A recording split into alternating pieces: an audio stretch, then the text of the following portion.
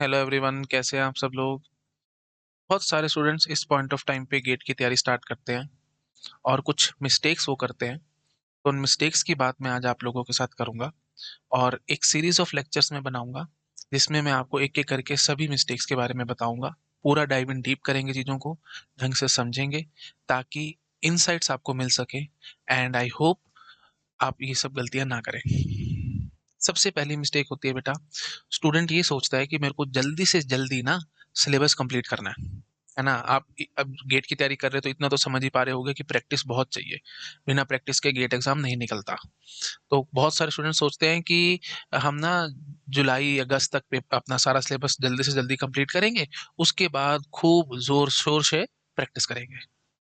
और इस चक्कर में द बिगेस्ट मिस्टेक वो जो करते हैं वो होता है कि छोटी प्लेलिस्ट सर्च करेंगे यूट्यूब पे, 20 घंटे 30 घंटे की ऐसे।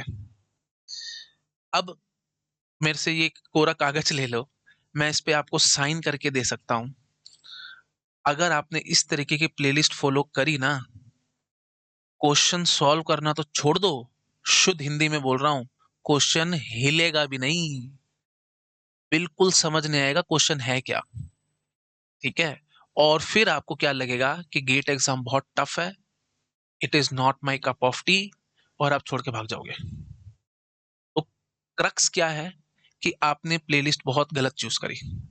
जो 20 से 30 घंटे वाली प्लेलिस्ट होती हैं वो गेट के लिए काम नहीं आएंगी।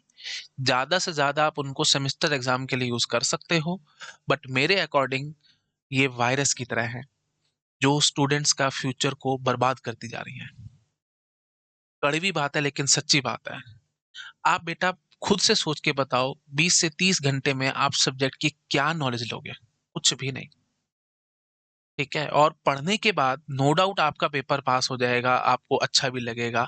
But at the end of the day अगर आपको कोई कहे कि जो आपने अभी सब्जेक्ट की तैयारी करी थी, अगर आपको उसमें रिसर्च करनी है या डाइव इन डीप करना है, आपके मुंह से पता है क्या शब्द निकलेंगे? मेरे को और पढ़ने के लिए मत बोलना भाई, मैंने बड़ी मुश्किल से अपना पेपर पास कर लिया और मेरे को कुछ नहीं करना। अब आप जरा मुझे बताओ, उस प्लेलिस्ट ने आपका फ्यूचर बनाया या बर्बाद किया?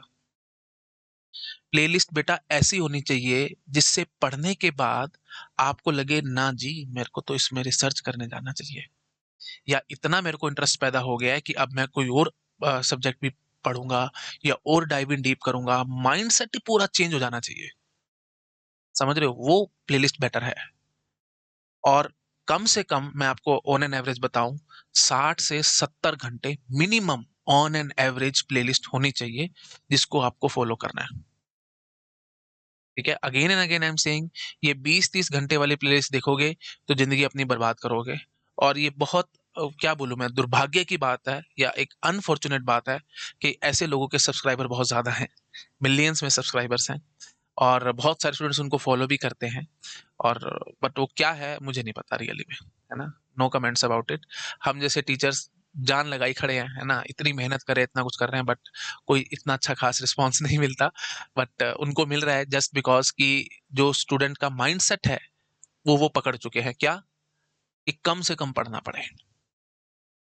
ठीक है। तो अगर आप इंटरेस्टेड हैं गेट के लिए, ठीक है, खैर चलो छोड़ो, मैं ज्यादा इस बारे में बात नहीं करना चाहता। बट द थिंग इज, अगर आप गेट देने में इंटरेस्टेड हैं और आप मेहनत करना चाहते हैं तो इस तरीके की प्लेलिस्ट फॉलो करोगे बेटा, आप गेट देना चाहना तो छोड़ ही दो, तुम बिल्कुल इससे पीछे भागोगे। कहोगे कि मेरे को देना ही नहीं है, this is not my cup of T, आप छोड़ के भाग जाओगे, गारंटी के साथ मैं बोल रहा हूँ आपको। ठीक है। क्वेश्चन सॉल्व नहीं होंगे, आप बहुत परेशान होंगे।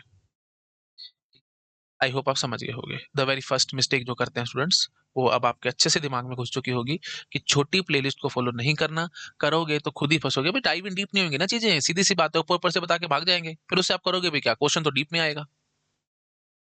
अच्छा, second second biggest mistake, students क्या करते हैं, उनको लगता है कि मैं सिर्फ और सिर्फ अभी थ्योरी पढ़ूंगा, जो भी जहां से भी लेक्चर्स देख रहा हूँ वो देखूंगा और बाद में प्रैक्टिस वगैरह सब करूंगा। ये बहुत गलत है। ठीक है। आपको साथ साथ बेटा प्रैक्टिस, चलो वो मैं छोड़ देता हूं, बट पीवाई क्यूज आपको करने पड़ेंगे, क्योंकि पीवाई क्यूज मैं बार बार समझाता हूं ये शीशे की तरह है। मिरर हैं आपके लिए। आपको आपकी शक्ल दिखती है ना मिरर में, तो ऐसे ही पीवाईक्यूज आपको आपकी औकात बताएंगे। आपको बताएंगे आप ठीक तरीके से स्टडी कर रहे हो, नहीं कर रहे हो, क्या पाथ है, कैसा है, सब कुछ आपको क्रिस्टल क्लियर पीवाईक्यूज करेंगे। अगर आपने कहीं से पढ़ लिया, पीवाईक्यू सॉल्व नहीं हुए, इसका मतलब गड़बड़ है।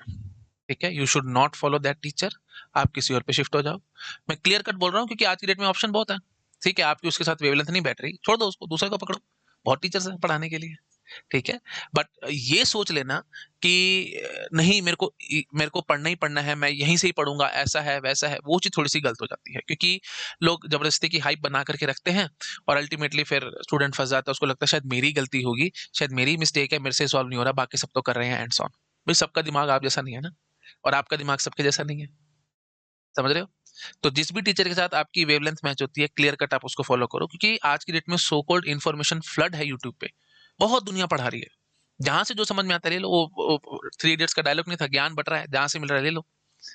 ठीक है, बट द थिंग इज, आपको जहां से भी आप पढ़ते हो, पढ़ने के बाद डायरेक्टली आपको पीवाईक्यूज देखने हैं।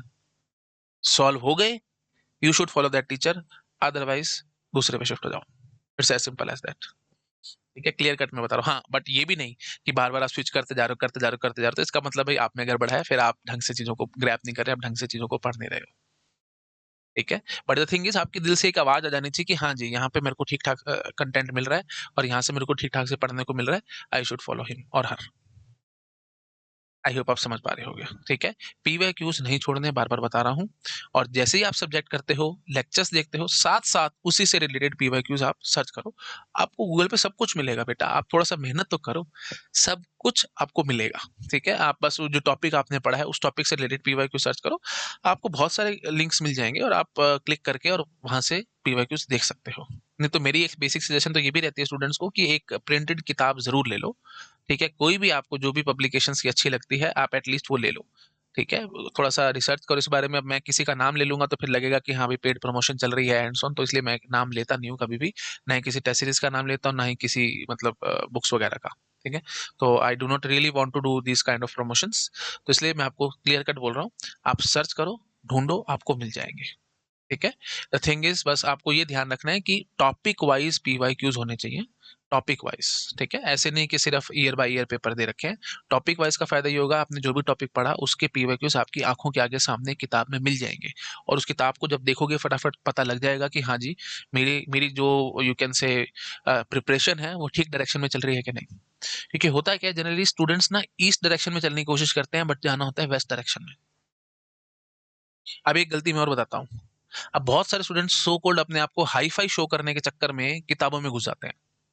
अगर तुम्हारे पास 1 साल है, आपको बुक्स के अंदर नहीं घुसना। कि बुक्स पढ़ने बैठोगे, बहुत लेंदी है, बहुत टाइम वेस्ट होगा, आप चीजों को ग्रैब नहीं कर पाओगे। एक सब्जेक्ट के पीछे 5-6 महीने खराब कर दोगे, उतने में आप 3 से 4 सब्जेक्ट निकाल सकते हो। ठीक है, तो बुक्स के पीछे नहीं भागना। हाँ, अगर आपके पास 3 साल है, 2 साल है, या आप फर्स्ट ईयर में हो, तो गोल्डन चांस है, बुक्स पढ़ो। मैं खुद प्रमोट करता हूँ, मैं खुद बोलता हूँ कि स्टैंडर्ड बुक्स को फॉलो करो।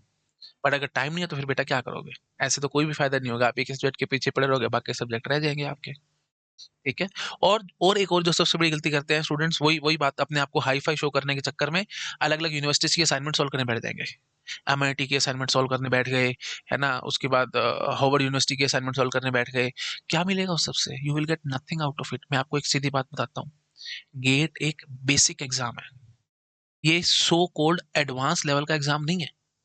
भाई एडवांस लेवल तो तुम्हारा बनेगा ना जब एमटेक करने के लिए जाओगे। अभी तो बेसिक्स ही कही है ना तुमने बीटेक में, तो उसी बेसिक्स का ही एग्जाम है ये वो एग्जाम नहीं है जहां पे बहुत ज्यादा एडवांस लेवल, बहुत हाई लेवल की चीजें आएंगी, नहीं, नॉट एट ऑल। ये सब रिक्वायर्ड नहीं है। अब होगा क्या, अगर आपको एक सब्जेक्ट बहुत अच्छा लग रहा है, जैसे टीओसी बहुत अच्छा लग रहा है, आप उठा के बैठ गए असाइनमेंट्स, आपने सारी सॉल्व कर डाली, सब कुछ कर लिया, और आपको खुशी होने लगी कि हाँ मैंने बड़ा कुछ कर लिया एंड सॉन। बट उसका फायदा क्या? इतने टाइम में आप कोई और सब्जेक्ट तो कर सकते थे ना। The basic thing is time. Time manage करना है। हाँ, अगर आपको सब कुछ आता है, आप सब कुछ करके बैठे हो, है ना, पीवाईक्यूज आप कर चुके हो, सिलेबस आपका कंप्लीटेड है, यू आर मोस्ट वेलकम। आप करो, असाइनमेंट सॉल्व करो, अलग अलग यूनिवर्सिटीज की, कोई दिक्कत नहीं है। बट प्रेजेंटली आप अपना टाइम खराब करोगे अगर इन सब चक्करों में फंसोगे तो। ठीक है? तो बिल्कुल बेसिक रिसोर्सेज को फॉलो करो, और एक बात मेरी ज़िंदगी में हमेशा याद रखना बेटा, गेट एक बेसिक एग्ज़ाम है, it is not an advance level exam. इसकी फुल फॉर्म क्या है? सब कुछ छोड़ के मेरे से बात करो, फुल फॉर्म क्या है? Graduate aptitude test in engineering, ठीक है? तो बेसिक एप्टीट्यूड, बेसिक लेवल का एग्ज़ाम है ये।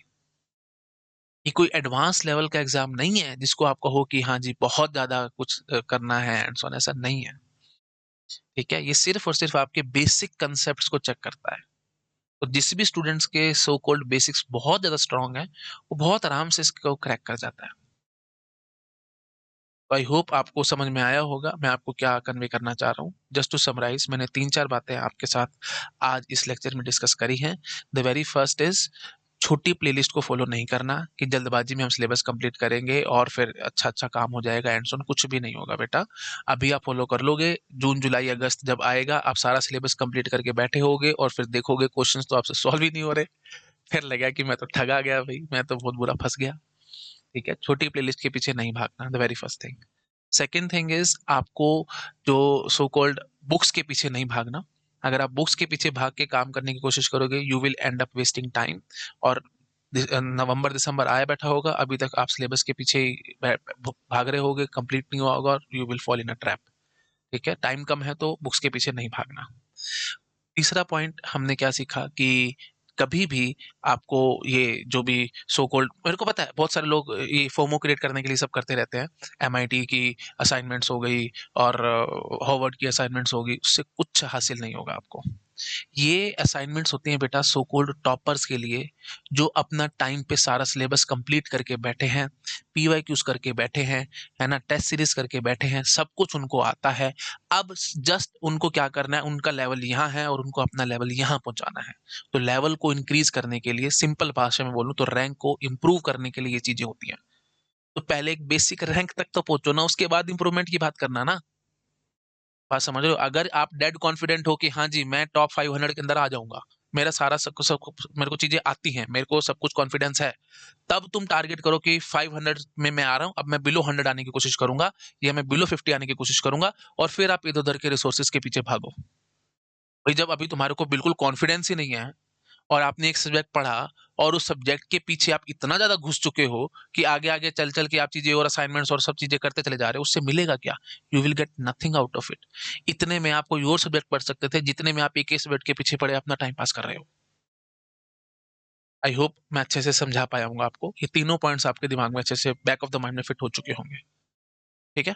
चलिए, आई होप वीडियो अच्छा लगा होगा। अच्छा लगा प्लीज़ लाइक करना, अपने फ्रेंड के साथ शेयर ज़रूर करना। मैं इस पे एक प्रॉपर सीरीज़ बनाऊँगा, बहुत सारे लेक्चर्स लाऊँगा, जिसमें एक-एक करके सारी मिस्टेक्स को समझाऊँगा। ठीक है? अच्छा हाँ, एक मिस्टेक और रह गई थी पीवाईक्यूज़ वाली, है ना? स्टूडेंट्स जनरली क्या करते हैं, सिर्फ़ सिलेबस पढ़ते जाते हैं, पीवाईक्यूज़ नहीं देखते, और क्या होता है कि वो ईस्ट में चलना शुरू कर देते हैं, बट जाना होता है वेस्ट में। भाई जो भी चीज़ पढ़ रहे हो, पता तो हो ना कि वो रेलेवेंट है भी या नहीं? कहीं इर्रेलेवेंट चीज़ें पढ़ते चले जा रहे हो, पढ़ते चले जा रहे हो, उसका क्या फ़ायदा? ठीक है? तो पीवाईक्यूज़ आपको बताएँगे कि हाँ जी, ये चीज़ रेलेवेंट है और ये चीज़ रेलेवेंट नहीं है। ठीक है? तो ये 4 चीज़ें मैंने डिस्कस करा है, आज के लेक्चर में मैंने 4 पॉइंट डिस्कस करे हैं, और भी बहुत सारे पॉइंट्स हैं, बहुत सारी बातें मेरे मन में आ रही हैं, बट मैं लेक्चर्स को शॉर्ट रखना चाहता हूँ, तो 15-15 मिनट के आस-पास के मैं लेक्चर्स ही बनाऊँगा, एक सीरीज़ लाऊँगा। वीडियो अच्छा लगा प्लीज़ लाइक करना, अपने फ्रेंड के साथ शेयर ज़रूर करना। अगर अच्छे व्यूज़ आएँगे, अच्छा रिस्पॉन्स आएगा, तो मैं और लेक्चर्स ऐसे लाता रहूँगा। ठीक है? हाँ, और जिन भी स्टूडेंट्स को मेरी यूट्यूब की प्लेलिस्ट काफ़ी लंबी लगती है, काफ़ी लगता है कि बहुत ज़्यादा, मतलब इतना टाइम हमारे पास नहीं है, तो आप मेरा पेड कोर्स ले सकते हैं। सिर्फ़ 555 पर सब्जेक्ट मैं लेता हूँ। तो इतने में कुछ भी नहीं आता बेटा, सिंपल भाषा में बात करो तो एक पिज़्ज़ा भी नहीं आता इतने में, जितने में मैं आपको एक कोर्स दे रहा हूँ, और पूरे 1 साल की वैलिडिटी के साथ दे रहा हूँ। ठीक है? ज़्यादा वैलिडिटी चाहिए तो फिर ऑफ कोर्स जैसे 555 में 1 ईयर का है, 777 में 2 ईयर्स का है, और 999 में 3 ईयर्स के लिए मैं आपको दे रहा हूँ, पर सब्जेक्ट। ठीक है?